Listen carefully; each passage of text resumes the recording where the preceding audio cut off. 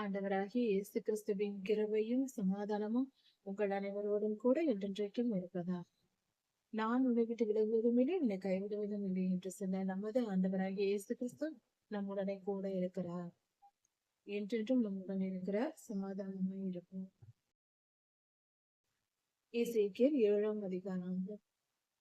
கர்த்தர் இஸ்ரவேலர்கள் செய்த, அதாவது யூதா ஜனங்களும் இஸ்ரவேலர்களும் எருசலேமின் குடிகளும் எருசலேமில் இருந்த இஸ்ரவேலர்களும் இவர்களெல்லாம் செய்த பாவத்தின் நிமித்தம், அவர்கள் அக்கிரமத்தின் நிமித்தம் கர்த்தர் அவர்களை நியாயம் தீர்க்க, அதாவது ஒவ்வொரு வாய்ப்பாக பல முறை தீர்க்க தரிசனம் உரைக்கப்பட்டு பல முறை சொல்லப்பட்டு அதையெல்லாம் கேட்டும் அவர்கள் மனம் திருந்தாத பட்சத்தில் கடைசியாக கர்த்தர் நியாயம் தீர்ப்பை கொடுக்கிறார்.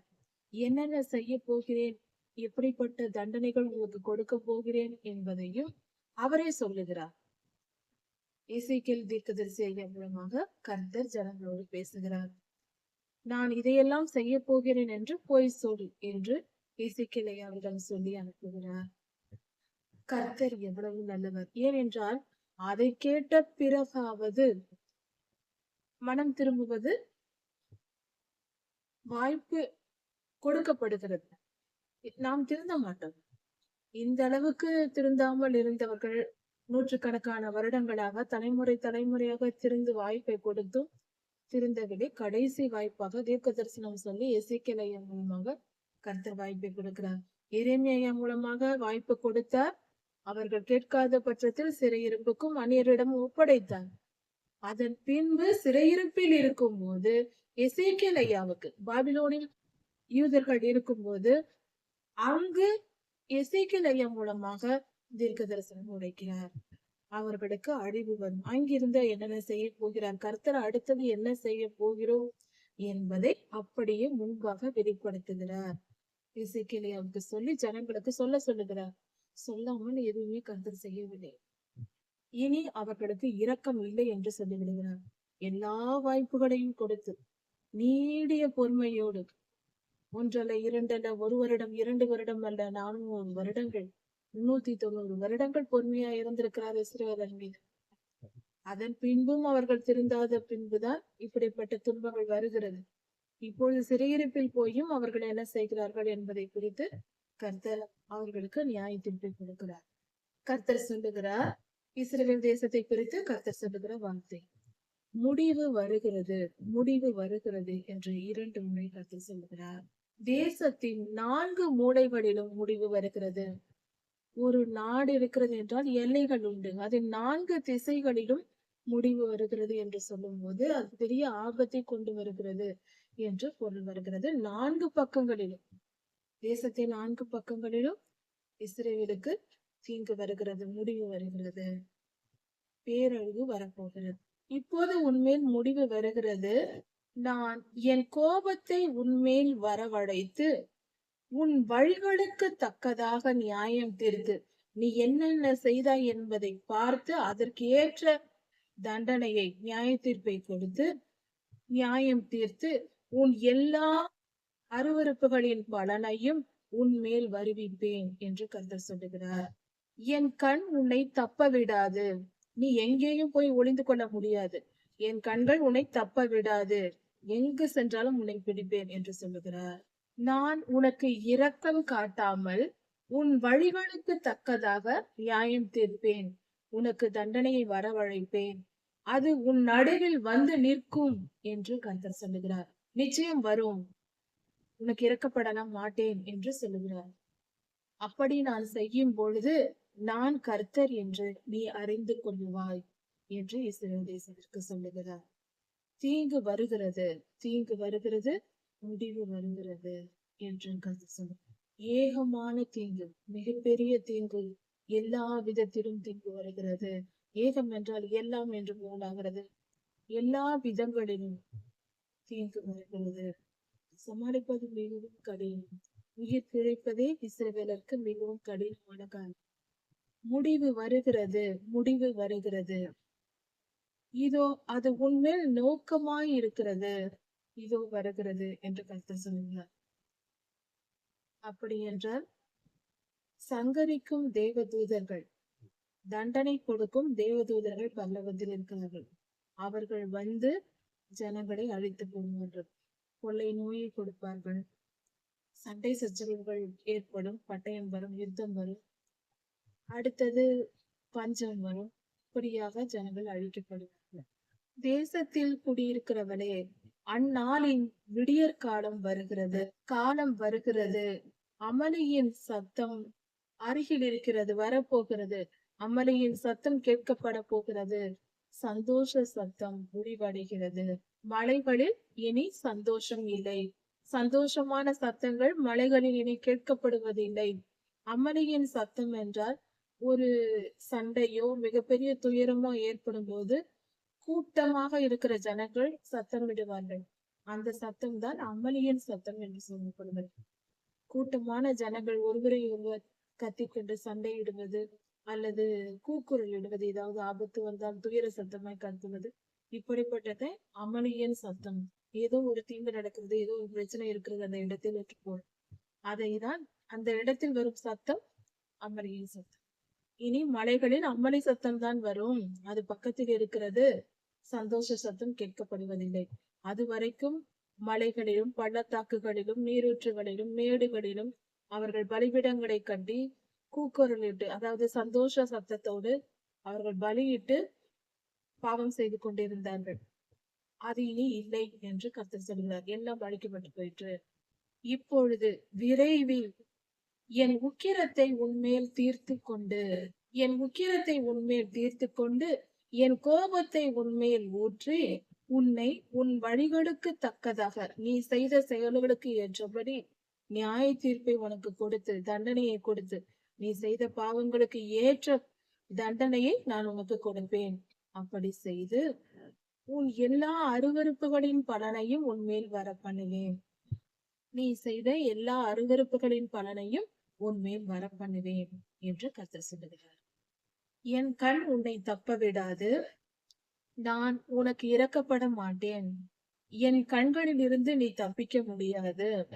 உன் செயல்களுக்கு ஏற்ற பலனை உன்மேல் வர செய்வேன்.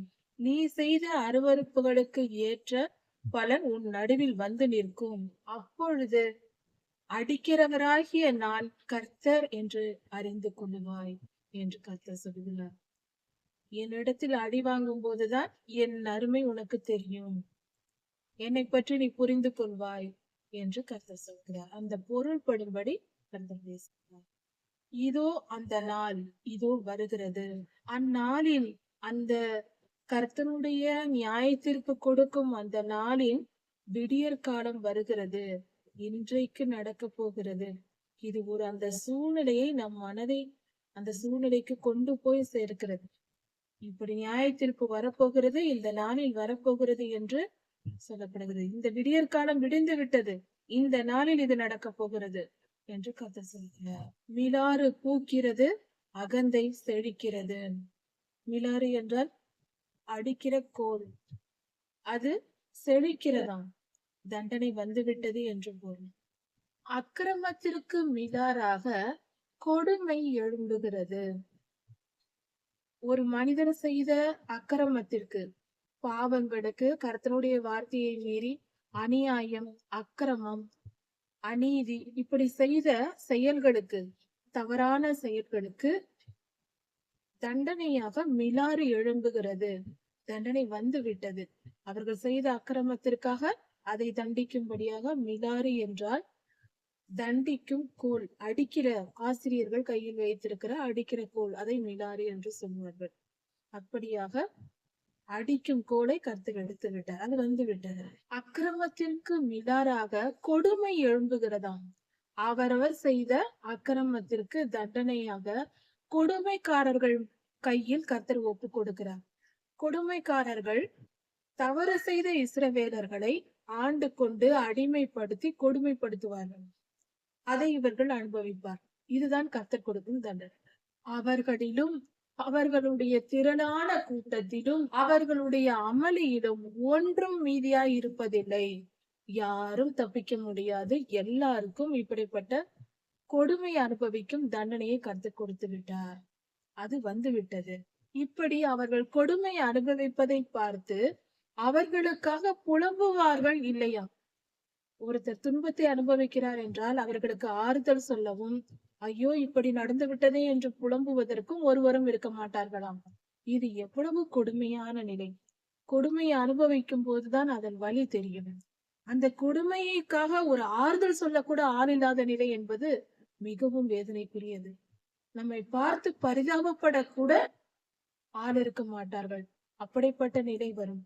இன்றும் இதெல்லாம் நடந்து கொண்டுதான் இருக்கிறது. தனி மனித வாழ்க்கையிலும் சரி, தேசங்களிலும் சரி, ஒரு இன ஜனங்கள் என்று எடுத்துக்கொண்டாலும் அப்படி நடக்கிறது.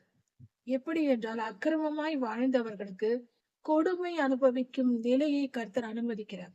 கொடுமைக்காரர்களிடத்தில் ஒப்பு கொடுத்து விடுகிறார். சிலர் கொடுமைப்பட்டு அனுபவித்துக் கொண்டே இருப்பார்கள். காரணம் அவர்கள் செய்த அக்கிரமம் தான்.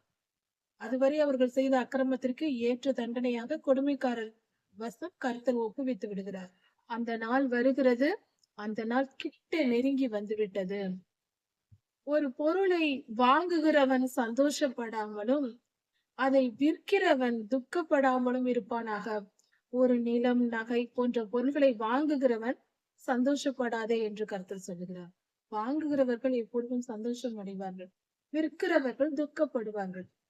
ஐயோ நம்மை விட்டு போகிறதே, ஒரு நிலம் இருக்கும் போகிறதே என்று வேதனைப்படுவார்கள். ஆனால் அப்படி வேதனைப்படாதிருங்கள் என்று கர்த்தர் சொல்லுகிறார்.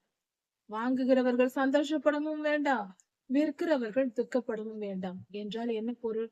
எல்லோரும் அழிய போகிறீர்கள். வாங்கினால் என்ன, விற்றால் என்ன என்று பொருள்.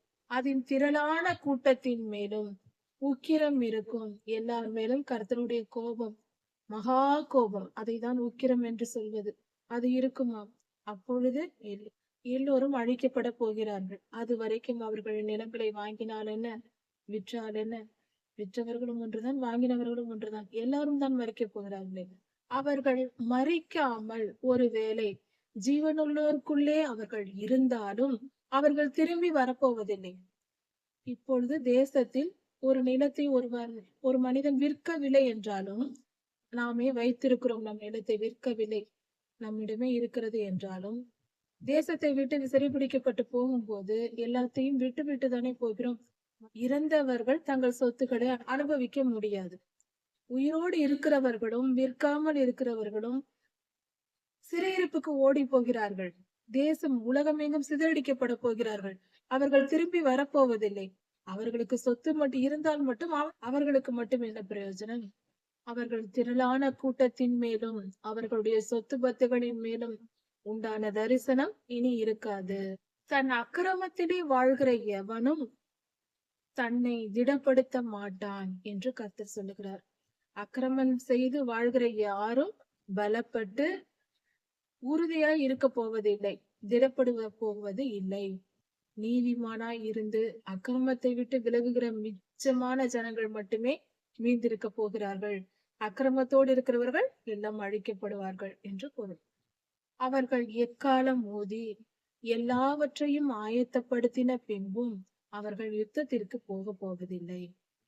யுத்தத்திற்கு போகிறோம் என்று எல்லாம் ஆயத்தப்படுவார்கள், ஆனால் போக மாட்டார்கள். என் உக்கிரம் அவர்கள் மேல் இறங்குகிறது, என்னுடைய மகா கோபம் அவர்கள் மேல் இறங்குகிறது, நான் அனுப்புவேன் என்று கர்த்தர். வெளியே பட்டயமும் உள்ளே கொள்ளை நோயும் பஞ்சமும் உண்டு. வெளியே வந்தால் பட்டயத்தினால் கொன்று விடுவார்கள் எதிரிகள். உள்ளேயே இருந்தால் கொள்ளை நோய் பரவி இருக்கிறது, பஞ்சம் இருக்கிறது, பசி பண்ணி கிடந்து இறந்து விடுவார்கள், கொள்ளை நோயினால் இறந்து விடுவார்கள். இப்படி எல்லா பக்கமும் அழிவு வந்து விட்டது. வயல்வெளியில் இருக்கிறவன் பட்டயத்தால் கொல்லப்படுவான். உள்ளே பட்டணத்திற்குள்ளே இருக்கிற மனிதர்கள் அவர்கள் கொள்ளை நோயினாலும் பஞ்சத்தினாலும் இறப்பார்கள். மொத்தத்தில் எல்லோருக்கும் அழிவு. ஆனாலும் அவர்களில் தப்புகிறவர்கள் தப்புவார். அதிலும் கொஞ்சம் பேர் தப்பிப்பார்கள். அவர்கள் தப்பித்தாலும் தங்கள் அக்கிரமத்தின் நிமித்தம், அவர்கள் செய்த அக்கிரமத்தின் நிமித்தம் துக்கப்பட்டு மலைகளில் நின்று கத்துகிற புறாவை போல அவர்கள் கத்திக் கொண்டிருப்பார்கள். அவர்கள் அக்கிரமத்தை நினைத்து புலம்பிக் கொண்டிருப்பார்கள் என்று கர்த்தர் சொல்லுகிறார்.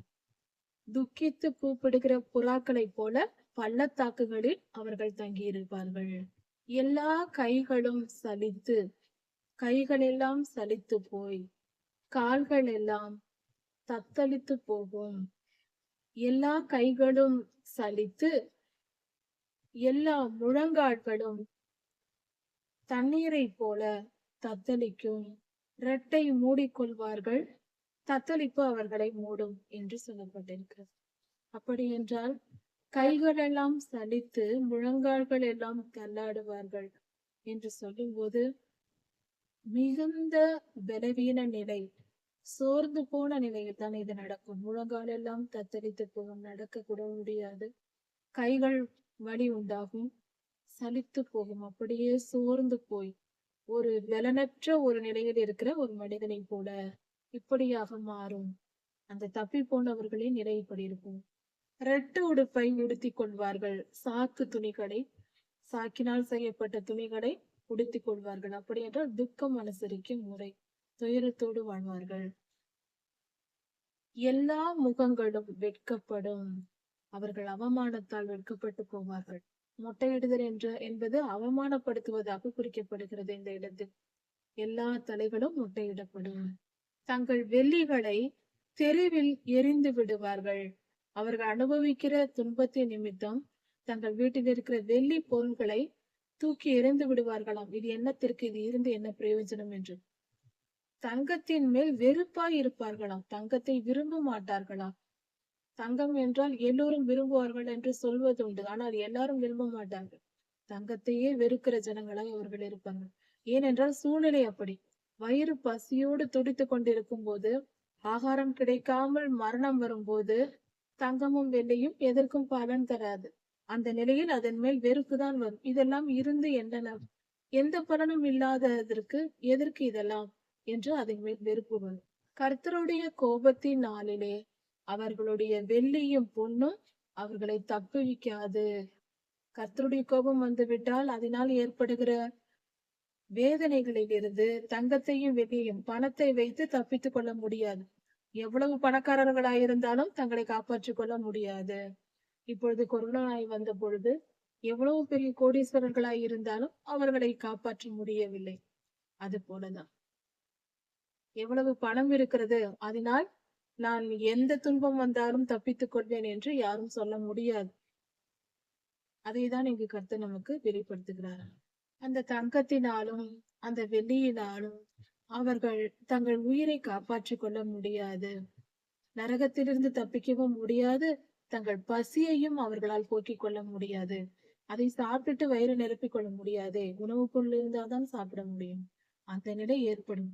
அதாவது பட்டணத்திற்குள் மாட்டிக்கொண்டு எதிரிகளால் மதிலை சுற்றிலும் எதிரிகள் முற்றுகை போட்டிருக்கும் போது பட்டணத்தில் இருக்கிற ஜனங்கள், உள்ளே இருக்கிற ஜனங்களுக்கு ஆகாரம் கிடைக்காது. தங்கம் வெள்ளி எல்லாம் வைத்திருப்பார்கள், ஆனால் ஆகாரம் இருக்காது.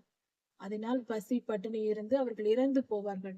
அந்த நிலையில் இருப்பவர்கள் தங்கள் வெள்ளி தங்கத்தை இவ்வளவு பாடுபட்டு நாம் சம்பாதித்தோமே என்று அதன் மீது வெறுப்பாய் இருப்பார்கள். அதை வைத்துக் கொண்டும் நம்மால் பிழைக்க முடியவில்லையே, அவ்வளவு பணம் பொருள் இருந்தும் நம்மால் உணவு சாப்பிட்டு உயிரோடு இருக்க முடியவில்லையே என்று துன்பப்படுவார்கள். அந்த நிலையை தான் இங்கு கர்த்தர் வெளிப்படுத்துகிறார். அவர்கள் அக்கிரமமே அவர்களுக்கு இடரலாய் இருந்தது. இன்றும் பலர் தங்கள் வாழ்க்கையில் நினைப்பது உண்டு, அதிக பணம் பொருள் சேர்த்து விட்டால் இந்த உலகத்தில் ஏதோ வெற்றி பெற்று விட்டோம், வாழ்க்கையில் முன்னேறி விட்டோம் என்றெல்லாம் சொல்லிக் கொள்கிறார்கள். பணம் சம்பாதிப்பது வாழ்க்கையின் முன்னேற்றம் அல்லது வெற்றி என்று நினைப்பது ஞானமான செயல் அல்ல. வேத வசனம் மிக தெளிவாய் சொல்லுகிறது, அவர்கள் பொன்னும் வெள்ளியும் அவர்களை தப்புவிக்க முடியாது. அவர்கள் ஆத்துமாவை தப்பி வைத்துக் கொள்ள முடியாது. அக்கிரமமாய் வாழ்ந்துவிட்டு பல கோடி ரூபாய் கொடுத்து நரகத்திலிருந்து தப்பித்து பரலோகத்திற்கு போய்விட முடியாது. நம் உயிரையும் காப்பாற்றிக் கொள்ள முடியாது. கர்த்தர் மனம் வைத்து ஒருவனை பஞ்சத்தால் அடித்தால், தங்கமும் வெள்ளியும் வீடு நிறைய வைத்திருந்தாலும் கூட அந்த மனிதனுக்கு ஆகாரம் கிடைக்காத நிலை ஏற்படுத்த கர்த்தரால் முடியும். எத்தனை 1000 கோடி பணம் இருந்தாலும் ஒரு சிறிதளவு உணவு, ஒரு நாளைக்கு தேவையான உணவு நமக்கு கிடைத்தால் தான் சாப்பிட முடியும். அதிகம் பணம் சேர்த்து விட்டதினால் நாம் சந்ததி சந்ததியாக நிலைத்து வாழ்ந்து விடுவோம் என்று நினைப்பது ஞானமான செயல் அல்ல. அது ஞானமற்ற ஒரு காரியம். உணர்ந்து கொள்வோம். பணம் சம்பாதிப்பதினாலோ, அதிக பணம் சம்பாதிப்பதினாலோ, அதிக புகழ் சம்பாதித்ததினாலோ, அதிக ஞானம், உலக அறிவை பெற்றதினாலோ நம்மை நாம் காப்பாற்றிக் கொண்டு இருந்து விட முடியும். எந்த துன்பம் வந்தாலும் நான் வாழ்ந்து விடுவேன் என்ற நாம், எந்த தீமை வந்தாலும் நான் கர்த்தருடைய கையிலிருந்து தப்பித்துக் கொள்வேன் என்றெல்லாம் நினைக்க முடியாது. எவ்வளவு இருந்தாலும் கர்த்தர் நினைத்தால்தான் நாம் பிழைத்திருக்க முடியும். அதனால் அவரிடம் நம்மை தாழ்த்திக் கொள்வதுதான் நல்லது, எதிர்க்க கூடாது. அவர்களுடைய சிங்காரத்தின் மகிமையை கர்த்தர் இஸ்ரவேலர்களை ஆசீர்வதித்தார். அந்த ஆசீர்வாதத்தை, அந்த புகழ்ச்சியை வைத்து அவர்கள் கர்த்தருக்கு பிரியமாய் நடக்காமல் அருவருக்கத்தக்க விக்கிரகங்களை உண்டு பண்ணி பலிபீடங்களை கட்டி பாவம் செய்தார்கள். சீ என்று வெறுக்கிற அருவருப்பான காரியங்களை செய்தார்கள். கேவலமான பலிபீடங்களை கட்டி அதற்கு பலிகளை செலுத்திக் கொண்டிருந்தார்கள் பொல்லாத ஆவிகளுக்கு. அதனால் நான் அவைகளை அவர்களுக்கு வேண்டா வெறுப்பாக்குவேன். அவர்கள் அதையெல்லாம் வெறுக்கும்படி நான் செய்வேன். அவர்கள் செய்த காரியங்களை அவர்களை வெறுக்கும்படி நான் செய்வேன் என்று கர்த்தர் சொல்லுகிறார்.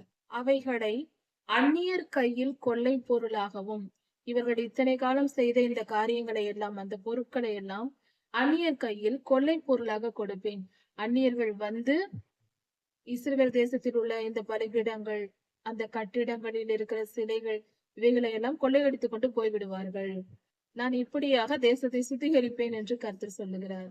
அதாவது நம் உணவு பொருள் நம் வீட்டில் ஏதாவது மீந்து விட்டால் நாம் வெளியே எடுத்து தூக்கி போட்டோம் என்றால் நம் வீட்டை சுற்றிலும் அந்த பொருள்கள் இறந்து கிடக்கும். ஆனால் இந்த காகங்கள் வந்து எல்லாவற்றையும் கொத்தி எடுத்து கொண்டு போய்விடும், உணவாக எடுத்து கொண்டு போய்விடும். அது போல கர்த்தர் சொல்லுகிறார், காகங்கள் வந்து சுத்திகரிப்பது போல அந்நியர்களை உள்ளே அனுப்பி கொள்ளையிட செய்து இஸ்ரேல் தேசத்தை, தன்னுடைய தேசத்தை அவர் சுத்தமாக்கி கொள்ளுகிறார். கர்த்தருடைய ஞானம் எவ்வளவு பெரியது. இவர்கள் அக்கிரமத்தை நிமித்தம் அந்நியர்களை உள்ளே விட்டு அதை சுத்திகரிக்க செய்கிறார்.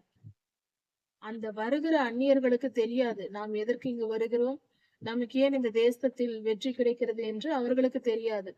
அவர்கள் நினைத்துக் கொள்வார்கள், என் திறமையினால், என் பராக்கிரமத்தினால் இது நடந்தது என்று. ஆனால் கர்த்தரே இதை செய்கிறார். அந்நியர் கையில் கொள்ளையாகவும் துஷ்ட மிருகங்களுக்கு சூறையாகவும் கொடுப்பேன். துஷ்ட மிருகங்கள் வந்து அவர்களை கொன்று போடும். அந்நியர்கள் வந்து கொன்று போடுவார்கள் பலரை, மிருகங்களும் வந்து கொன்று போடும். துஷ்டமான மிருகங்கள், தீமை செய்யும் மிருகங்கள், கொல்லும் மிருகங்கள், அவர்கள் அதை பரிசுத்த குலைச்சலாக்கினார்கள். இப்படியாக இஸ்ரவேலை அந்நியர்கள் வந்து அதை பரிசுத்த குலைச்சலாக்குவார்கள். மிருகங்கள் வந்து அவர்களை கொன்று போடும், எதிரிகள் வந்து கொன்று போடுவார்கள். இப்படி பரிசுத்த குலைச்சல் உண்டாகும். ஒரு சங்கிலியை பண்ணிவை என்று எசேக்கியேல் அவனிடத்தில் கர்த்தர் சொல்லுகிறார். ஒரு செயின், ஒரு சங்கிலியை செய்து வை. இஸ்ரவேல் தேசம் நியாய தீர்ப்புக்கு உள்ளான இரத்த பழிகளால் நிறைந்திருக்கிறது. அநேகம் நீதிமான்கள் கொல்லப்பட்டு அதனால் தேசம் இரத்த கரைப்பட்டிருக்கிறது. இரத்த பழிகளால் நிரம்பி இருக்கிறது. குற்றமற்றவர்களை கொன்ற இரத்த பழி. அதில் பரிசுத்தமானவர்களை, அவர்களுக்கு தீங்கு செய்யக்கூடாது, அவர்களை துன்பப்படுத்தக்கூடாது. ஆனால் அப்படிப்பட்டவர்களை, நீதிமான்களை கொன்று இருக்கிறார்கள். அந்த பழி நிறைந்து விட்டது, அதற்கு நான் நியாயம் செய்ய வேண்டும். அப்படி செய்தவர்களுக்கு தண்டனை கொடுக்க வேண்டாமா? அதை நான் செய்வேன் என்று கர்த்தர் சொல்லுகிறார். நகரம் கொடுமையினால் நிறைந்திருக்கிறது. கொடுமைக்காரர்கள் நகரத்தில் இருந்து, எருசலேம் நகரத்தில் இருந்து கொடுமைப்படுத்துகிறார்கள் அநேகரை. அதனால் நான் இப்படிப்பட்ட நியாய தீர்ப்பை அனுப்புவேன் என்று கர்த்தர் சொல்கிறார். இப்படி இவர்கள் செய்ததினால் புறஜாதிகளின் துஷ்டர்களை நான் வர செய்வேன். அதாவது இஸ்ரவேலர்கள் அல்லாத அவர்களை சூழ்ந்திருக்கிற அநேக ராஜாக்கள் இருக்கிறார்கள், தேசங்கள் இருக்கிறது. அதில் தீமையான மனிதர்கள், கொடுமைக்கார மனிதர்கள் இருக்கிறார்கள் அல்லவா, அவர்களை நான் இங்கு வர வைப்பேன். அவர்கள் வந்து உங்களை கொடுமைப்படுத்தும்படி செய்வேன் என்று கர்த்தர் சொல்லுகிறார். இப்படி அந்த துஷ்ட மனிதர்கள், தீய மனிதர்கள் வந்து இவர்களுடைய வீடுகளை சுதந்திரித்துக் கொள்வார்கள். தங்கள் வீடுகளை அவர்கள் ஆண்டு கொள்ளுவார்கள். நம்முடைய வீடுகளில் வந்து அவர்கள் குடி வந்து உட்கார்ந்து கொண்டு நமக்கு தீமை செய்வார்கள். பலவான்களின் பெருமையை ஒழிய பண்ணுவேன். நான் மிகப்பெரிய பலசாலி, நான் தான் வெற்றி பெறுகிறவன் என்று சொல்லிக் கொண்டு இருப்பார்கள் அல்லவா, அவர்களின் பெருமையை எல்லாம் நான் ஒழிய பண்ணுவேன். அவர்கள் உடைந்து நொறுங்கி அவர்கள் தங்கள் மனதை தாழ்த்தும்படி செய்வேன். அவர்கள் பெருமையை அழித்து போடுவேன் என்று கர்த்தர் சொல்லுகிறார். பலவான்களின் பரிசுத்த ஸ்தலம் பரிசுத்த குடைச்சல் ஆகும். அங்க இருக்கிற பரிசுத்தம் நீங்கி போகும், தீமை நடக்கும் என்று பொருள். சங்காரம் வருகிறது. சங்காரம் என்றால் அழிவு, மிகப்பெரிய அழிவு சங்காரம் என்று சொல்வது. முற்றிலும் அழிக்கிற அழிவு வரப்போகிறது. சமாதானத்தை தேடுவார்கள். கொஞ்சம் நிம்மதி கிடைத்தால் பரவாயில்லை என்று தோன்றும். சமாதானத்தை தேடுவோம், ஆனால் அது கிடைக்காது. விக்கினத்தின் மேல் விக்கினம் வரும், துர்ச்செய்தியின் மேல் துர்ச்செய்தி பிறக்கும். மேலும் மேலும் கெட்ட விஷயங்கள் வந்து கொண்டே இருக்கும், தீமை நடந்து கொண்டே இருக்கும். தீர்க்க தரிசியின் இடத்தில் தீர்க்க தரிசனத்தை தேடுவார்களாம் அந்த காலத்தில் ஜனங்கள். சொல்லும் போது கேட்கவில்லை தீர்க்க தரிசனம் உரைக்கும் பொழுது. ஆனால் இப்படிப்பட்ட துன்பம் வந்ததும் தீர்க்க தரிசனத்தை தேடுவார்களாம், ஆனால் தீர்க்க தரிசனம் கிடைக்காது. ஆசாரியனிடத்தில் வேதத்தை தேடுவார்கள், வேத வசனங்கள் கிடைக்காது. மூப்பரிடத்தில் ஆலோசனை கேட்கலாம் என்று நினைப்பார்கள், அதுவும் கிடைக்காது. இப்படிப்பட்ட சூழ்நிலையை நான் தருவேன் என்று கர்த்தர் சொல்லுகிறார். கர்த்தருக்கு விரோதமாய் செயல்பட்டால் இதுதான் நிலை. ராஜா துக்கித்துக் கொண்டிருப்பான். பிரபுக்கள் அவர்களை திகில் மூடிக்கொண்டிருக்கும், பயந்து நடுங்கிக் கொண்டிருப்பார்கள். ராஜாக்களும் பிரபுக்களும். தேசத்தின் ஜனங்களின் கைகள் தளர்ந்து போகும். அடுத்தது என்ன நடக்கும் என்று தெரியாமல் தளர்ந்து போய் சோர்ந்து போய் உட்கார்ந்திருப்பார்கள். நான் அவர்களுடைய வழியின்படியே அவர்களுக்கு செய்து அவர்களை நான் நியாயம் தீர்ப்பேன் என்று சொல்லுகிறார் கர்த்தர். அவர்கள் எப்படி நியாயமாய் நடந்தார்களோ, அநியாயம் அக்கிரமமாய் நடந்தார்களோ, அதே வழியில், அதே அக்கிரமத்தில், அதே அக்கிரமக்காரர்களிடத்திற்கு அவர்களை நான் ஒப்பு கொடுத்து நான் தண்டிப்பேன். அவர் வழிகளிலேயே சென்று அவர்களைப் போலவே நான் தண்டிப்பேன் அவர்களை என்று பொருள். அதாவது பெருமை பிடித்து வாழ்ந்தவர்கள், கண்களின் இச்சைக்கு இடம் கொடுத்து வாழ்ந்தவர்கள் கண்களின் இச்சையோடு இருக்கிற ஜனங்களிடத்தில் ஒப்பு கொடுக்கப்படுவார்கள். அவர்கள் இவர்களை ஆண்டு கொள்வார்கள். இப்படிப்பட்ட சூழ்நிலையை கர்த்தர் ஏற்படுத்துவார் என்று. தேசத்து ஜனங்களின் கைகள் தளர்ந்து போகும், அவர்கள் செயல்கள் எல்லாம் சோர்ந்து போகும். அப்படிப்பட்ட நிலை வரும். நான் அவர்களுடைய வழியின்படியே அவர்களுக்கு செய்து அவர்களுடைய நியாயங்களின்படியே அவர்களை நான் நியாயம் தீர்ப்பேன். அப்பொழுது நான் கர்த்தர் என்று அவர்கள் அறிந்து கொள்வார்கள் என்று சொல்கிறார். அவரவர் வழிகளில் நியாயம் தீர்ப்பது என்றால் என்ன? அதாவது வேதம் நமக்கு கற்பிக்கிறது உண்மையை பேச வேண்டும் என்று. உதாரணத்திற்காக ஒரே ஒரு காரியத்தை பார்க்கலாம். வேதம் சொல்லுகிறது உண்மையை பேசுவது நீதி. ஆனால் சில ஜனங்கள் இருக்கிறார்கள், பொய் பேசுவது தவறல்ல என்று சொல்வார்கள். அப்படி இருக்கும்போது அவர்கள் பொய் பேசி மற்றவர்களை ஏமாற்றிக் கொண்டே காலம் முழுக்க இருக்க முடியாது. ஒரு காலத்தில் அடுத்தவர் பொய் சொல்லி அதன் மூலம் இவர்கள் பாதிக்கப்படுவார்கள். இதுதான் அவரவர் வழியிலேயே சென்று அவர்களுக்கு கர்த்தர் நியாயம் தீர்ப்பு கொடுப்பது. நீ பொய் பேசி வாழ்ந்து கொண்டு அதை நியாயம் என்று சொல்லுகிறாயா?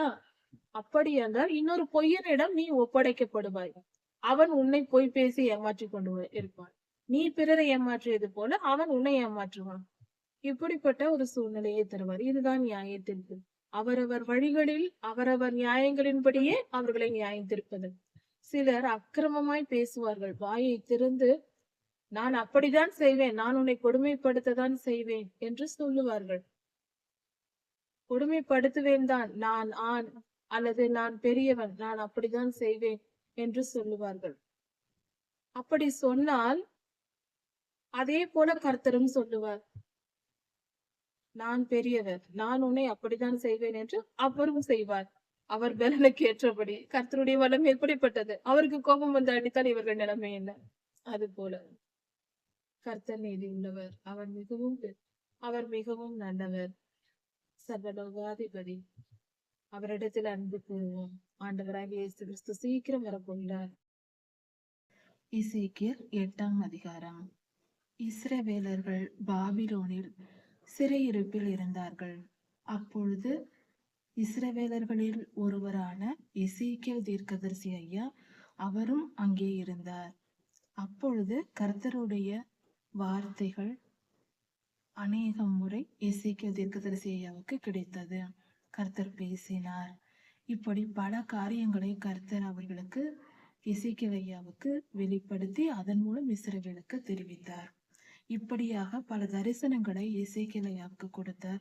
வித்தியாசமான, மிகவும் பிரம்மாண்டமான, உண்மையான அந்த தோற்றத்தை, பரலோக காட்சிகளையும் கர்த்தருடைய மகிமையையும் கர்த்தர் எசேக்கியேலுக்கு வெளிப்படுத்தினார். இப்படியாக நடந்தது. அப்படி இருக்கும் பொழுது இந்த அதிகாரத்தில் எசேக்கியேல் ஐயா ஆவிக்குரிய அனுபவத்தை பெறுகிறார். ஆவிக்குரிய அனுபவம் என்றால் என்ன என்றால், நம்முடைய சராசரி சாதாரண வாழ்க்கையில் நம்மால் செய்ய முடியாதது, நம்முடைய பலன் இவ்வளவுதான் என்று நமக்கு தெரியும், இவ்வளவுதான் செய்ய முடியும் என்று. அதை மிஞ்சி, அதற்கும் தாண்டி வித்தியாசமான அனுபவங்கள் ஏற்படுவது. அதாவது நாம் ஒரு இடத்திலிருந்து இன்னொரு இடத்திற்கு போக வேண்டும் என்றால் நடந்து போவோம், அல்லது பஸ் போன்ற வாகனங்களை பயன்படுத்தி போவோம். இது சாதாரண மனித இயல்பு. உலகத்தின் தன்மை, அந்த பிசிக்ஸ், இயற்பியல் தன்மையை பொறுத்து, அதாவது உலகத்தின் இயற்கை தன்மையை, அதாவது தண்ணீர் மேலிருந்து கீழே இறங்குவது, ஒரு திடப்பொருள் உறுதியாய் இருப்பது, காற்று ஆவியான பொருள்கள் விலகி செல்வது, கண்ணுக்கு தெரியாதது, உருவமற்றது, இதெல்லாம் இயற்பியல் தன்மைகள். இப்படி இயற்பியல் தன்மைகள் இந்த உலகத்தில் இருப்பதை காட்டிலும் வித்தியாசமான, இந்த உலகத்தில் நடக்க முடியாது, இப்படியெல்லாம் நடக்காது, இயல்பாக நடக்காது என்ற காரியங்கள் நடத்தி காட்டுவார் கர்த்தர். அறிவுபூர்வமாக சொல்ல வேண்டும் என்றால், இந்த பூமியின் இயற்பியல் தன்மைக்கு தாண்டி, அந்த எல்லையை தாண்டி மேலும் வித்தியாசமான, நாம் அறியாத பல காரியங்கள் உலகத்தில் இருக்கிறது. சாதாரணமாக இந்த பூமிக்குள் இருக்கும்போது புவியீர்ப்பு விசை இருக்கிறது, காற்று இருக்கிறது. சற்று தூரம் நாம் வான்வெளியில் செல்லும் போது ஸ்பேஸ் என்று சொல்வார்கள். அங்கு போகும்போது புவியீர்ப்பு விசையே இருக்காது. சாதாரண ஒரு சிறு உதாரணம் என்றால், இந்த பூமியில் ஒரு மனிதன் 60 கிலோ இருக்கிறான் என்றால், நிலாவுக்கு போனால் அவன் 6 கிலோ தான் இருப்பான். அவனை எடை போட்டு பார்க்கும்போது புவியீர்ப்பு விசையின் தன்மையை பொறுத்து அப்படி சொல்லப்பட்டிருக்கிறது. உண்மை அதுதான். அது போல இடத்திற்கு இடம் தன்மைகள் மாறும். இப்படி இதையெல்லாம் படைத்தவர் கர்த்தர். இந்த எல்லையை மீறி ஒரு காரியத்தை நடத்தி காட்ட அவரால் முடியாது என்று சொல்லக்கூடாது. இப்பொழுது நாம் அறிவுபூர்வமாக விஞ்ஞானத்தின்படி யோசித்து சொல்லப்படுகிற காரியம் இது. அதாவது ஆவிக்குரிய அனுபவங்கள் இல்லை, பரலோகத்திற்கு போவதோ வருவதோ மனிதனால் முடியாது, கர்த்தர் அப்படியெல்லாம் கொண்டு போக மாட்டார், அப்படி என்ற ஒரு கருத்து பலருடைய மனதில் இருக்கிறது. யோசித்து பார்ப்போம். ஒரு தண்ணீரானது, தண்ணீரின் இயல்பு நமக்கு தெரியும். மேட்டிலிருந்து கீழே இறங்கும். மேடான இடத்திலே ஊற்றப்படும் தண்ணீர் பள்ளமான இடத்தை நோக்கி வரும், இது இயல்பு. ஆனால் இந்த பூமியிலேயே ஒரு இடத்தில் நீர் ஊற்று பள்ளத்திலிருந்து மேல் நோக்கி செல்கிறது. சில இடங்களில் வெந்நீர் ஊற்று காணப்படுகிறது, கொதிக்கிற தண்ணீர். தண்ணீர் என்றாலே குளிர்ந்தது, அதனால்தான் தண்ணீர் என்று சொல்லுகிறோம். தன்மையானது, குளிர்ந்தது என்ற பொருளில். ஆனால் அது வெந்நீர் ஊற்றுகள் பல இடங்களில் காணப்படுகிறது பூமியில். கொதிக்கிற தண்ணீர் பூமியிலிருந்து வெளியே வரும். இதெல்லாம் இயற்கை என்று நாம் ஒப்புக்கொள்கிறோம். அது போல நாம் அறியாத விஷயங்கள் எல்லாம் உலகத்தில் இல்லை என்று நினைக்க கூடாது. அதாவது ஒரு பழமொழி சொல்வார்கள், பூனை கண்ணை மூடிக்கொண்டு பூலோகமே இருண்டு போய்விட்டது என்று சொல்லுமா. நம் கண்களை மூடிக்கொண்டால் நமக்கு பூமியே இருண்டது போலதான் தோன்றும். ஆனால் அது உண்மையா? அது போலதான் ஆவிக்குரிய அனுபவங்கள் இல்லை என்று சொல்லும் வார்த்தை நம் வாயிலிருந்து வர வேண்டாம், தயவு செய்து. ஏனென்றால் இந்த இயற்கையையும் இதில் உள்ள சட்ட திட்டங்களையும் கர்த்தரை படைத்திருக்கிறார். இதற்கு எல்லையை அவர்தான் நியமித்திருக்கிறார். உதாரணத்திற்கு மனிதனையே எடுத்துக்கொள்வோமே. நாம் பிறக்கிறோம். பிறக்கும்போது சிறு குழந்தையா இருக்கிறோம். சாதாரணமாக குழந்தைகள் 3 கிலோ பருமன் இருக்கும், எடை இருக்கும். 3 கிலோ எடையுள்ள ஒரு குழந்தை பிறக்கிறது. வளர்ந்து 60-70 கிலோ வரைக்கும் வளர்கிறோம். 23 வயது வரைக்கும் ஒரு குழந்தை வளர்கிறது மனிதனாக. சரீர வளர்ச்சி 23 வயது வரைக்கும் இருக்கிறது. அதன் பின்பு வளருவதில்லை. அதை தடுத்து நிறுத்துபவர் யார்? எல்லா மனிதர்களும் அப்படித்தான் இருக்கிறோம். தடுப்பவர் யார்? விஞ்ஞானத்தின்படி நமக்கு நன்றாக தெரியும், நம் டிஎன்ஏவில் கோடிங் இருக்கிறது. அந்த கோடிங்கின் படி இயற்கையாக 23 வயதில் நம்முடைய வளர்ச்சி நிற்கிறது. அது வரைக்கும் சரீரம் உயரம் வளர்ந்து கொண்டு வருகிறோம். இது இன்று அறிவியல் பூர்வ உண்மை. அந்த 23 வயதை அந்த வளர்ச்சி நிற்க வேண்டும் என்று நிர்ணயித்த அந்த டிஎன்ஏ கோடிங்கை எழுதியது யார்? இன்று நாம் கம்ப்யூட்டர் புரோகிராமிங் படிக்கிறோம். தயவு செய்து கம்ப்யூட்டர் புரோகிராமிங் படித்தவர்களாய் இருந்தால் இதை சுலபமாக புரிந்து கொள்ள முடியும். ஏனென்றால் ஒரு புரோகிராமிங் எழுதுகிறோம் என்றால் அதில் ஒவ்வொரு காரியத்தையும் மிக துல்லியமாக நாம் சொல்லியாக வேண்டும். கம்ப்யூட்டருக்கு கணினி செயல்பட வேண்டும் என்றால் அதற்கு துல்லியமான வரைமுறைகளை நாம் கொடுக்க வேண்டும். அதற்கு புரியும் பாஷையில் சி என்று சொல்வோம், C++ என்று சொல்வோம், ஜாவா என்று சொல்வோம். இப்படி பலவிதமான மொழிகள் இருக்கிறது, கணினி மொழிகள். அதை பயன்படுத்தி நாம் அதை சொல்லும் பொழுது சுலபமாக அது புரிந்து கொண்டு செயல்படும். அப்படி சொல்லும் பொழுது அதன் எல்லையை நாம் தான் நிர்ணயிக்கிறோம். இந்த கணக்கீடு இப்படி செய்ய வேண்டும் என்று சொல்ல வேண்டும், இதிலிருந்து இது வரைக்கும் செய்ய வேண்டும் என்று சொல்ல வேண்டும், இதற்கு மிஞ்சி செய்யாதே என்று சொல்ல வேண்டும். இதை எல்லாவற்றையும் கட்டளைகளை நாம் கொடுத்தால் அதை கேட்டுக்கொண்டு அது செயல்படும்.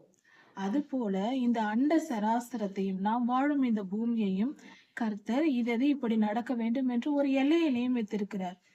சரி, எல்லையை நியமித்து விட்டார், அதில் மனிதனை உருவாக்கி வைத்து விட்டார், மனிதனுக்கும் வரைமுறைகளை கொடுத்து விட்டார்.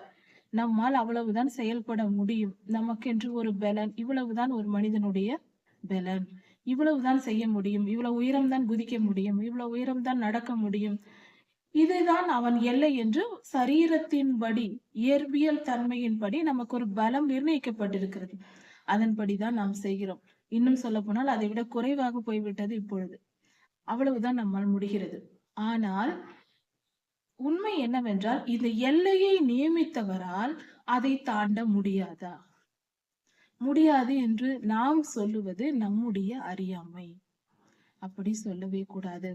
கர்த்தரே இந்த மனிதனை ஒரு இடத்திலிருந்து ஒரு இடத்திற்கு ஆவியில் எடுத்துக்கொள்கிறார். முதலில் எல்லா கர்த்தருடைய பிள்ளைகளும் இந்த ஆவி, ஆத்மா, சரீரம் என்ற இந்த 3 தன்மைகளையும், மனித வாழ்க்கையின் தன்மைகளை, மனிதனுடைய தன்மை அது ஆவியின் மண்டலத்தில் ஆவியாகவும் மாம்சமாகவும் ஆத்மாவாகவும் 3ம் சேர்ந்து முழு மனிதனாய் இருக்கிறோம். இதை முதலில் நம்பி ஏற்றுக்கொண்டு புரிந்து கொண்டு அதை கவனித்தால் புரிந்துவிடும். முதலில் விசுவாசித்து ஏற்றுக்கொண்டால் அதன் பின்பு சுலபமாக அது நமக்கு கர்த்தர் வெளிப்படுத்தி நிரூபித்து விடுவார். இது இப்படிதான் என்று புரிய வைப்பார். நாம் விசுவாசத்தின்படிதான் எதையும் ஏற்றுக்கொள்ள வேண்டும். ஏற்றுக்கொண்ட பின்பு நமக்கு தெளிவாய் கர்த்தர் விளக்கம் கொடுத்து அதை நம்மை புரிய வைப்பார். கர்த்தர் மேல் விசுவாசம் வைத்து முதலில் நாம் ஏற்றுக்கொள்ள வேண்டும். ஆவி, ஆத்மா, சரீரம். ஒரு மனிதன் நம் நினைவுகளால் உடனே ஒரு இடத்திற்கு நம்மால் செல்ல முடியும். உதாரணத்திற்கு இப்பொழுது நாம் இருக்கும் இடத்தில் இருந்து கொண்டே நாம் திடீரென்று ஒரு தேசத்தை, வெளி தேசத்தை நம்மால் நினைத்து பார்க்க முடியும். இப்பொழுது ஒரு நியூசிலாந்து என்ற ஒரு தேசம் இருக்கிறது. வானத்தில் தோன்றும் இயற்கை காட்சிகள் எல்லாம் வரும் என்று சொல்வார்கள். இப்பொழுது அதை நம்மால் நினைத்து பார்க்க முடியும் என்றால் நாம் ஏற்கனவே கண்ட காட்சிகளை வைத்து நம்மால் பார்க்க முடியும். இவ்வளவு அழகான அரோரா தோன்றுகிறது என்பதை நம்மால் பார்க்க முடியும், நினைக்க முடியும். அதை இந்த நேரத்தில் நம்மால் அந்த இடத்திற்கு போக முடியும் நம் நினைவுகளால். அதுதான் ஆத்மா. ஆத்மா ஒரு இடத்திலிருந்து இன்னொரு இடத்திற்கு போகுவது. நம்முடைய சரீரம் எப்படி இருக்கிறதோ அப்படிதான் ஆவியும் ஆத்மாவும் இருக்கும்.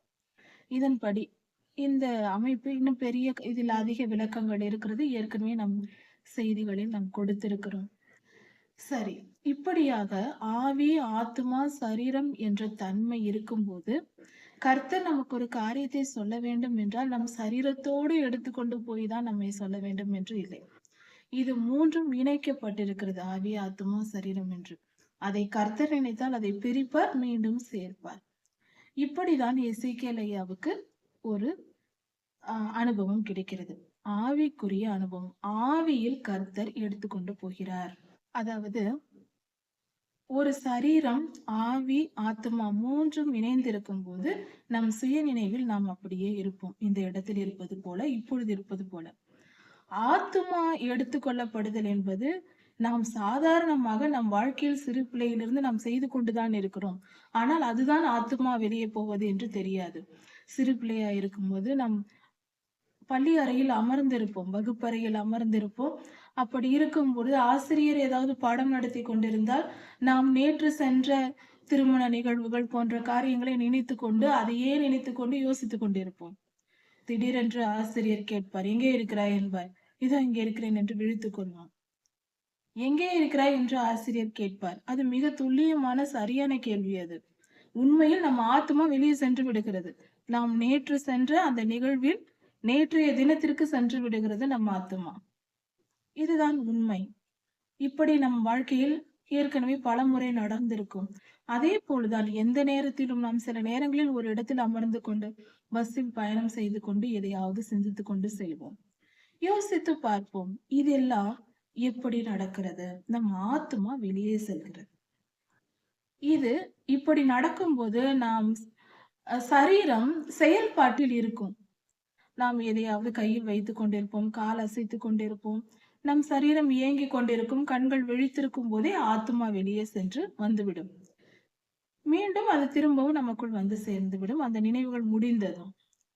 ஆனால் ஆவி எடுத்துக் கொள்ளப்படும் போது நம் சரீரத்தில் வேறு மாற்றங்கள் ஏற்படும். ஆவியில் எடுத்துக்கொள்ளப்பட்டால், அதாவது ஆவி, ஆத்துமா 2ம் வெளியே செல்கிறது என்றால், நம் சரீரம் உறக்க நிலையில் இருக்கும். உறங்குவதாக நாம் இருப்போம். அமர்ந்திருந்தாலும் படுத்திருந்தாலும் நமக்கு சுய நினைவு இருக்காது. உறங்கும் போது, தூங்கும் போது நாம் எப்படி இருக்கிறோமோ அப்படி நம் சரீரம் செயலற்றது போல இருக்கும். சுவாசம் இருக்கும். ஆனால் அமைதியாய் படுத்திருப்போம். நம் நினைவுகளை யோசிக்காது. நம் ஆவியும் ஆத்மாவும் வெளியே சென்று விடும். இதுதான் ஆவியில் எடுத்துக்கொள்ளப்படுதல். 2ம் சேர்ந்து போகும்போது. இப்படி ஆவியை எடுத்துக்கொண்டு போய் கர்த்தர் சொல்லுகிற காரியங்கள் தான் எசேக்கியேல் தீர்க்கதரிசி ஐயாவுக்கு நடக்கிறது. கர்த்தர் எசேக்கியேல் ஐயாவின் ஆவியை எடுத்துக்கொண்டு போகிறார். அதுவும் அவருடைய தலைமுடியை பிடித்து தூக்கி அப்படியே எடுத்துக்கொண்டு எருசலேமுக்கு கொண்டு போகிறார். இப்பொழுது தீர்க்கதரிசியாகிய எசேக்கியேல் ஐயா இருக்கிற இடம் பாபிலோன். பாபிலோன் தேசத்தில் அவர் சிறை கைதிகளின் மத்தியில், இஸ்ரவேலர்கள் சிறை கைதிகளாய் கொண்டு போகப்பட்டிருக்கிறார்கள். அவர்கள் மத்தியில் அவருடைய சொந்த வீட்டில் இருக்கிறார்.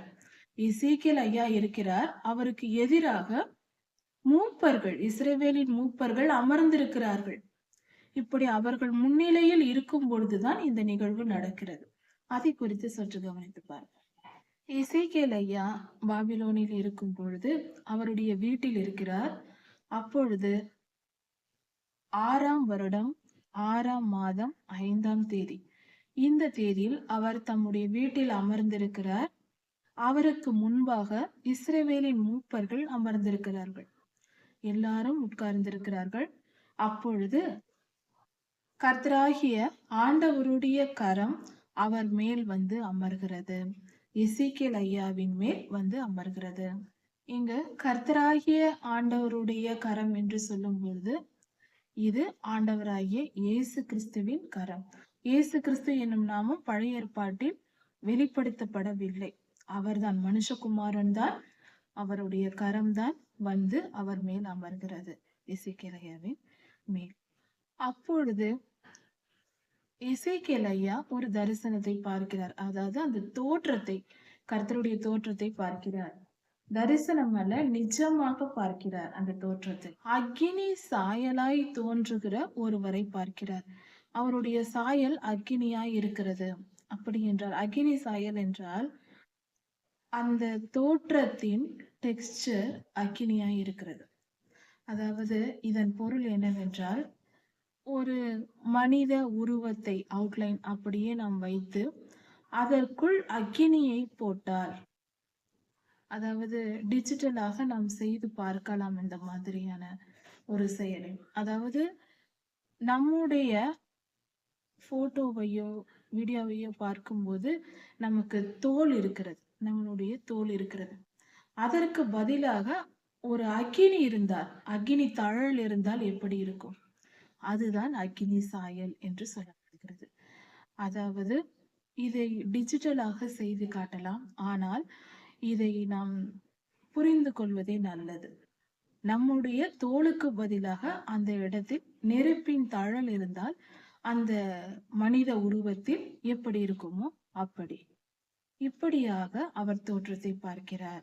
அக்கினி சாயலாய் இருந்தார். அவருடைய தோற்றம் அக்கினி சாயலாய் இருந்தது. அவருடைய முகம் பிரகாசமாய் இருந்தது. அவருடைய இடுப்புக்கு கீழெல்லாம் அக்கினி ஜுவாலையாய் இருந்தது. அவர் இடுப்புக்கு கீழெல்லாம் அக்கினி ஜுவாலையா இருக்கிறது. இடுப்புக்கு மேல் மனித உருவம் தெரிகிறது. அதில் சொகுசாவின் நிறம் இருக்கிறது. சொகுசாவின் நிறம் என்றால் ஒரு மரக்கலர் என்று நாம் சொல்லுவோம், உட்கலர், அது போல இருக்கும். சொகுசாவை போல பிரகாசிக்கிற ஒரு நிறம் இருந்தது. கை போல் இருந்ததை நன்றாக கவனிக்க வேண்டும். அங்கு கை இல்லை. கர்த்தருடைய கை என்று அவர் முதலில் கரம் என்று சொன்னார். ஆனால் இப்பொழுது அவர் சொல்லும் விளக்கம் அது கை போல் இருந்ததை. அப்படி என்றால் கையை போன்ற ஒரு உருவம் இருந்தது. அதை நீட்டி அவர் என் தலையை பிடித்தார், என் தலைமுடியை பிடித்தார். தலைமுடியை பிடித்து என்னை தூக்கினார் என்று சொல்லப்படுகிறது. அப்படி என்றால் கர்த்தருடைய கரம் அவருடைய முடியை பிடித்து தூக்கும் போது அவருடைய சரீரம் கீழே கிடைக்கிறது. அவருடைய ஆவி வெளியே வருகிறது. அவருடைய ஆவி வரும்போது அதோடு சேர்ந்து ஆத்துமாவும் வெளியேறும். ஆவி ஆத்துமா இரண்டும் அப்படியே சேர்ந்து, ஆவி தனியாக பயணிக்காது. ஆத்துமாவை விட்டு இரண்டும் சேர்ந்து அப்படியாக அவருடைய தலைமுடியை பிடித்து தூக்கும்போது அவருடைய அதே உருவத்தில் தான் இருப்பார். ஆவி மனிதனும் சரீரத்தின்படி மனிதன் இருக்கிற தோற்றம் தான் அப்படியே இருக்கும். நாம் இப்பொழுது ஒரு கேமரா வைத்து நம்முடைய புகைப்படத்தை எடுத்தால் அல்லது நம்முடைய வீடியோவை எடுத்தால் நாம் எப்படி இருக்கோம்? நம்மை போலவே இருக்கு. அது போலதான் நம்முடைய ஆவியும் நம்மை போல இருக்கும். நம் ஆத்மாவும் அப்படித்தான் இருக்கும். இதுதான் இயல்பான தோற்றம். பார்வைக்கு இப்படித்தான் இருக்கும். இப்படியாக எசேக்கியேல் ஐயாவின் தலைமுடியை பிடித்து கர்த்தர் தூக்குகிறார். இப்பொழுது அவருடைய சரீரத்திலிருந்து ஆவி வெடுபட்டு வெளியே வருகிறது. ஆவி மனிதன் வெளியே வருகிறார். இப்பொழுது எசேக்கியேல் ஐயா சொல்லுகிறார், ஆவியானவர் என்னை வானத்துக்கும் பூமிக்கும் நடுவே தூக்கி கொண்டு போனார் என்று சொல்லுகிறார். முதல் வசனத்தில் கர்த்தராகிய ஆண்டவர் என்று சொல்லப்பட்டது. அது மனுஷகுமாரனை குறிக்கிறது. இந்த 3ஆம் வசனத்தில் ஆவியானவர் என்னை கொண்டு போனார் என்று சொல்லப்பட்டிருக்கிறது. கவனிக்க வேண்டும், ஆவியானவரே எசேக்கியேல் ஐயாவை எடுத்துக்கொண்டு போகிறார். பரிசுத்த ஆவியானவர். அப்படி என்றால் தீர்க்க தரிசனத்தின் ஆவியானவர் அப்படியே வந்து எசேக்கியேல் ஐயாவின் தலைமுடியை பிடித்து அவர் ஆவியை எடுத்து வானத்துக்கும் பூமிக்கும் நடுவே உயரத்தில் தூக்கி விட்டார். தூக்கி கொண்டு போய் நேராக எருசலேம் வாசலுக்கு செல்லுகிறார். இவர் இருப்பது பாபிலோன் தேசத்தில். எசேக்கியேல் ஐயா ஒரு நொடிக்குள் கர்த்தர் என்ன செய்கிறார்? அவருடைய ஆவியை எருசலேமுக்கு, இஸ்ரேல் தேசத்திற்கு கொண்டு வந்து, தேசம் விட்டு தேசம் வந்து தேவாலயத்தில், எருசலேமின் தேவாலயத்தில் மோரியா மலைக்கு வந்து அந்த தேவாலயத்தின் முன்பாக நிறுத்துகிறார். கொண்டு வந்து விடுகிறார். இது ஒரு சில நொடிகளுக்குள் நடக்கிறது. கர்த்தரே இப்படி செய்கிறார். கர்த்தரின் வல்லமையை புரிந்து கொள்ள வேண்டும். கர்த்தர் எதையும் செய்ய முடியும் என்பதை உணர்ந்து கொண்டு ஏற்றுக்கொள்ள வேண்டும். இதெல்லாம் சத்தியமான உண்மைகள்.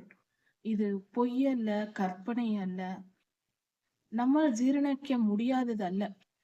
சிலரால் ஜீரணிக்க முடியாது, இதை ஏற்றுக்கொள்ள முடியாது. காரணம் என்னவென்றால் கர்த்தரின் வல்லமையை அறிந்தால்தான் கர்த்தர் சொல்லுவதை நம்மால் ஏற்றுக்கொள்ள முடியும். கர்த்தரின் வல்லமை எப்படி நமக்கு தெரியும்? நம்மால் எப்படி அதை புரிந்து கொள்ள முடியும் என்றால் வாழ்க்கையில் அவரோடு இணைந்து பயணித்தால்தான் தெரியும். அவருடைய அன்பை உணர்ந்து அவர் திருக்கரங்களை பிடித்து கொண்டு நம் வாழ்க்கையில் அவரை நம்பி ஒவ்வொரு நாளும் நாம் வாழும்போது அவருடைய வல்லமையை நம் வாழ்க்கையில் புரிந்து கொள்கிறோம். அவர் வல்லமையை புரிந்து கொண்டால் அவர் சொல்லுவதை இப்படியெல்லாம் செய்ய கர்த்தரால் முடியும். அவர் எவ்வளவு பெரியவர், இதை செய்ய மாட்டாரா என்று தோன்றும். அப்படி என்றால் ஆவிக்குரிய அனுபவங்களை ஏற்றுக்கொள்ளாதவர்கள், நம்பாதவர்கள் ஏன் அப்படி இருக்கிறார்கள் என்றால் கர்த்தருக்கும் அவர்களுக்கும் தொடர்பில் இல்லை என்று பொருள். கர்த்தருக்கும் அவர்களுக்கும் சம்பந்தம் இல்லாத ஒரு வாழ்க்கை அவர்கள் வாழ்ந்து கொண்டிருக்கிறார்கள். அப்படிப்பட்ட நிலையில் இருப்பவர்களால் ஆவிக்குரிய அனுபவங்களை விசுவாசிக்க முடியாது. அது ஊழியர்கள் விளக்கம் சொல்லுகிற, போதிக்கிற ஊழியர்களின் பிரச்சனை அல்ல. அதை ஏற்றுக்கொள்ள முடியாதவர்கள் செய்கிற அவர்களுடைய பலவீனம் என்று சொல்லலாம். இப்படியாக எசேக்கியேல் ஐயாவின் ஆவியை ஆவியானவர், பரிசுத்த ஆவியானவர் எடுத்துக்கொண்டு வானத்துக்கும் பூமிக்கும் நடுவே அவரை உயர தூக்கி கொண்டு போய் நேராக எருசலேமின் வட திசையில், அதாவது எருசலேமின் தேவாலயத்தில் வடதிசைக்கு எதிரான உள் வாசல் அண்டையின் நடையிலே விட்டார். வடதிசைக்கு எதிராக இருந்த உள் வாசல், அந்த வாசல் இடத்தில் அங்கே இறக்கி விட்டார் கர்த்தர். எசேக்கியேல் அங்கே இருக்கிறார். அங்கே எரிச்சல் உண்டாக்குகிற விக்கிரகத்தின் சிலை அங்கே இருந்தது. கர்த்தருடைய தேவாலயத்தில் எரிச்சல் உண்டாக்குகிற என்று சொல்லும்போது பொல்லாத வேசித்தன ஆவியின் சிலை அங்கு இருந்தது. சிலை அல்ல, விக்கிரகம் என்று சொல்லப்பட்டிருக்கிறது. விக்கிரகம் ஒன்றை உலோகத்தால் செய்யப்பட்ட விக்கிரகத்தை வைத்திருக்கிறார். அது அந்த விக்கிரகம் வைக்கப்பட்ட அந்த இடத்தை இவர் பார்க்கிறார் எசேக்கியேல். இப்படி அவர் பார்த்து கொண்டிருக்கும் போது அவர் கேபார் நதி அண்டையிலே எசேக்கியேல் ஐயா தரிசனம் பார்க்கும்போது கர்த்தருடைய மகிமை எப்படி விளங்கினதோ, பிரம்மாண்டமான கர்த்தருடைய மகிமை, அவருடைய பிரகாசம் எப்படி இவருக்கு தெரிந்ததோ அதே போன்ற மகிமை அங்கும் வந்தது. இப்பொழுது மீண்டுமாக எருசலேமின் தேவாலயத்தில் அவர் பார்த்து கொண்டிருக்கும் பொழுது, ஆவியில் அவர் போய் அங்கு பார்த்து கொண்டிருக்கும் பொழுது இதுவும் தெரிந்தது. கர்த்தருடைய மகிமை வெளிப்பட்டது. அதாவது கேருபீன்களும் அந்த மண்டலமும் அதன் மேல் உள்ள சிங்காசனமும் இருந்து அதன் மேல் கர்த்தர் வருகிறார். அவருடைய தோற்றத்தை இவர் பார்க்கிறார். அதே போல கேபார் நதியில் பார்த்தது போல இப்பொழுதும் பார்க்கிறார். கேபார் நதி அண்டையிலே அவர் பார்த்த அதே தரிசனத்தை போல, அதே தோற்றத்தை போல இப்பொழுதும் பார்க்கிறார் எசேக்கியேல். அந்த சிங்காசனத்தின் மத்தியிலிருந்து கர்த்தர் பேசுகிறார் எசேக்கியேலிடத்தில். மனுபுத்திரனே, அப்படி என்றால் மனிதனே, மனிதனின் மகனே என்று பொருள். மனுபுத்திரனே, நீ உன் கண்களை ஏறெடுத்து வடதிசையை பார் என்று சொல்லுகிறார். வடதிசையை நோக்கி பார் என்று சொல்லுகிறார். வடக்கு பக்கம் நீ நோக்கி பார். அதற்கு எதிரான திசையில் இவர் விடப்பட்டிருக்கிறார். வடக்கு திசையை நோக்கி பார் என்று கர்த்தர் சொல்லுகிறார். பலிபீடத்தின் வாசலுக்கு வடக்கிலே, கவனிக்க வேண்டும், பலிபீடம் பிரகாரத்தில் இருக்கிறது. அதன் வாசல் அதற்கு முன்பாக இருக்கிறது. அந்த இடத்திலிருந்து வடக்கு திசையில் ஐயா பார்க்கிறார். இந்த இடம் பொருள் அவசியமாய் இருக்கிறது. ஒவ்வொரு இடத்திலும் ஒவ்வொரு காரியத்தை கர்த்தர் அவருக்கு காட்டுகிறார். எங்கெங்கே என்னென்ன வைத்திருந்தார்கள் இவர்கள் என்பதை குறித்து, இஸ்ரவேலர்கள் செய்த சிலை வழிபாட்டை குறித்து அங்கு சொல்லப்பட்டிருக்கிறது. இப்படியாக அவர் கண்களை ஏறெடுத்து பார்க்கும் பொழுது அங்கு எரிச்சல் உண்டாக்குகிற விக்கிரகத்தின் சிலையை அவர் பார்க்கிறார். அதாவது அவர் தூரத்திலிருந்து பார்க்கும்போது அந்த விக்கிரக சிலையின் இடத்தை பார்த்தார். இப்பொழுதோ அவர் துல்லியமாக அந்த சிலையை, அந்த விக்கிரகத்தையே பார்க்கிறார். இப்படியாக எருசலேம் தேவாலயத்தின் பிரகாரத்திலேயே இவர்கள் இப்படிப்பட்ட பிரகாரத்தின் வாசலிலேயே இப்படிப்பட்ட விக்கிரக சிலையை வைத்திருந்திருக்கிறார்கள். கர்த்தர் ஏன் இந்த இஸ்ரவேலர்களை பொல்லாதவர் கையில் ஒப்பு கொடுத்து கொன்றார் என்று இப்பொழுது நமக்கு தெரிகிறது. சில நியாய தீர்ப்புகள் பூமிக்கு வரும்போது, பேரழிவுகள் வரும்போது, ஐயோ ஐயோ இப்படி நடந்து விட்டது என்று கூக்குரல் எடுக்கிறோம். நாம் மனிதர்கள் எல்லாம், நம் மனித இனம் உத்தமனாக வாழ்ந்து கொண்டிருக்கிறது, உத்தமமாய் இருக்கிறது, நாம் மிக மிக உயர்ந்தவர்கள் என்று நினைத்து கொண்டிருக்கிறோம். இல்லை, நிச்சயம் இல்லை. அப்படி எல்லோரும் இல்லை. அப்படி இருந்தால் ஏன் பேரழிவு வரப்போகிறது? அங்கங்கு கர்த்தரை கோபம் ஊட்டுவது ஒரு நாள் அல்ல, 2 நாள் அல்ல, தலைமுறை தலைமுறையாக கர்த்தரை கோபம் உண்டாக்கி இருக்கிறார்கள். இஸ்ரவேலர்களே, கர்த்தரோடு உடன்படிக்கை செய்த ஜனங்களே, அந்நியர் அல்ல. அந்நியர் கோபமூட்டுவது வேறு. அவர்கள் அறியாமல் செய்கிறார்கள். கர்த்தர் அவர்களை மன்னிக்க சித்தமாய் இருக்கிறார். மனம் திரும்பும்படி சொல்லுகிறார். ஊழியர்களை அவர்கள் மத்தியில் அனுப்புகிறார். ஆனால் கர்த்தரை அறிந்த, கர்த்தரோடு உடன்படிக்கை செய்த ஜனங்களே இப்படி செய்திருக்கிறார்கள். அந்த காலத்தில் இந்த சம்பவம் 2000 வருடங்களுக்கு முன்பாக நடந்தது. எருசலேமின் வாசலில், தேவாலயத்தின் வாசலில் விக்கிரகங்களை கொண்டு வந்து வைத்திருந்திருக்கிறார்கள். இது எப்படிப்பட்ட கோபமூட்டுகிற செயல்! இது ஒன்றல்ல, இதற்கு பின்பாக அநேகம் வருகிறது. கர்த்தர் எல்லாவற்றையும் காட்டுகிறார். பார், ஏன் இவர்கள் மேல் நான் கோபம் கொண்டேன், ஏன் இவர்களுக்கு இரக்கம் காட்ட மாட்டேன் என்று சொன்னேன் என்று உனக்கு காண்பிக்கிறேன் வா என்று சாட்சியாக ஒரு அற்பமான மனிதனாக நாம் இருக்கும்போது நமக்கு வெளிப்படுத்தும்படியாக எசேக்கியேலை கூட்டிக் கொண்டு செல்கிறார். நம்முடைய சார்பில், மண்ணோடுகளுக்கு ஒத்த ஊடான நம்முடைய சார்பில் எசேக்கியேலை அங்கு போய் எல்லாவற்றையும் பார்த்து எழுதி இன்று நம் கைகளில் கொடுத்திருக்கிறார். நாம் பார்த்து படித்துக் கொள்கிறோம். நமக்கு தெரிவிக்கும்படியாகவே கர்த்தர் இதை செய்திருக்கிறார். எசேக்கியேலையாவுக்கு இதை வெளிப்படுத்தி இருக்கிறார். எத்தனை ஜனங்கள் நாம் இந்த வேத பகுதியை படிக்கிறோம் தெரியாது. சரி, கர்த்தர் இப்படியாக எசேக்கியேலை கொண்டு போய் அவருக்கு வெளிப்படுத்தி பாருங்க என்ன நடக்கிறது என்று காட்டுகிறார். இதை எசேக்கியேலை பார்த்து கொண்டிருக்கிறார். இதோடு தரிசனம் முடியவில்லை, இன்னும் அதிகமாய் இருக்கிறது. இன்னும் பல விஷயங்களை கர்த்தர் அவருக்கு காட்டுகிறார். அதை குறித்து அடுத்த செய்தியில் நாம் பார்க்கலாம். ஒரு காரியத்தை புரிந்து கொள்வோம். கர்த்தர் ஒரு மனிதனை தண்டித்தால், ஒரு மனிதன் ஏழையாகவோ எளியவனாகவோ நோய்வாய்ப்பட்டோ இருந்தால் அவர்கள் மீது நாம் இரக்கம் காட்ட வேண்டும், அன்பு காட்ட வேண்டும். ஆனால் கர்த்தரை குறை சொல்லக்கூடாது. அவர்கள் செய்த பாவத்தின் நிமித்தமே, நாம் யாராக இருந்தாலும் சரி, நம்முடைய பாவத்தின் நிமித்தமும் அக்கிரமத்தின் நிமித்தமே தான் எல்லா துன்பங்களும் வருகிறது. நீதியாய்தான் எல்லாம் நடக்கிறது. உணர்ந்து கொள்வோம், ஏற்றுக்கொள்வோம். கர்த்தர் உங்களை ஆசீர்வதிப்பாராக. ஆண்டவராகிய இயேசு கிறிஸ்து சீக்கிரம் வரப்போகிறார். அவருடைய வருகைக்கு நாம் ஆயத்தப்படுவோம். மாரநாதா.